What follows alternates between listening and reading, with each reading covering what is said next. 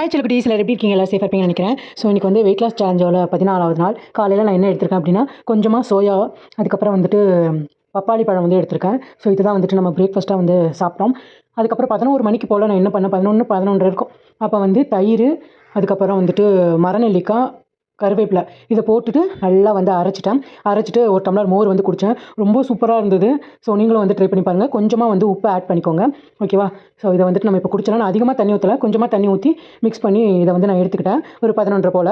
அதுக்கப்புறம் மதியானத்துக்கு நான் என்ன எடுத்துக்கிட்டேன் அப்படின்னா, ஃப்ரூட்ஸ் தான், ஃபுல்லாக ஃப்ரூட்ஸ் தான் வந்து நான் இன்றைக்கி எடுத்துக்கிட்டேன்.